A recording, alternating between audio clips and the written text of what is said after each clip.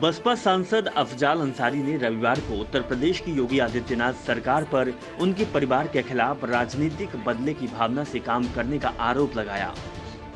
गाजीपुर से सांसद अफजाल ने कहा कि निर्भया के अपराधियों को भी स्थानीय अदालत से लेकर उच्चतम न्यायालय तक अपील का मौका मिला था, लेकिन योगी सरकार ने अंसारी परिवार के विरुद्ध राजनीतिक बदले की भावना के तहत कार्रवाई करते हुए संवैधानिक परंपराओं और कानूनों को पूरी तरह ताक पर रख दिया है। उन्होंने भाषा से बातचीत में कहा कि योगी सरकार उनके विधायक भाई मुख्तार अंसारी समेत परिवार के अनेक सदस्यों के खिलाफ साजिश के तहत काम कर रही है और आज गाजीपुर में होटल को ध्वस्त करना राजनीतिक प्रतिशोध की कार्रवाई के सिलसिले को ताजा कड़ी है।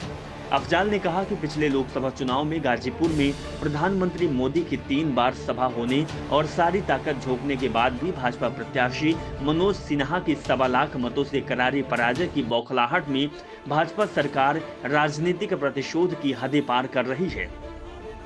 उन्होंने कहा कि उनके तकरीबन 40 साल के राजनीतिक जीवन में पहले कभी किसी सरकार ने ऐसे बदले की भावना से काम नहीं किया। उन्होंने कहा कि भाजपा सरकार आम जनता से जुड़े मुद्दों से ध्यान हटाने और अपनी नाकामियों पर पर्दा डालने के लिए यह सब कर रही है।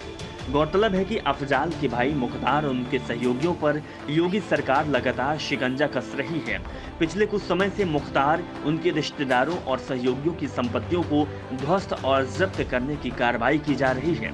इसके अलावा अफजाल की पत्नी पर भी पिछले बृहस्पतिवार को लखनऊ में निष्क्रांत संपत्ति यानी कि ऐसी संपत्ति जिसका स्वामी उसे छोड़कर विदेश चला गया हो, उस पर अवैध कब्जे के आरोप में मुकदमा दर्ज किया गया था।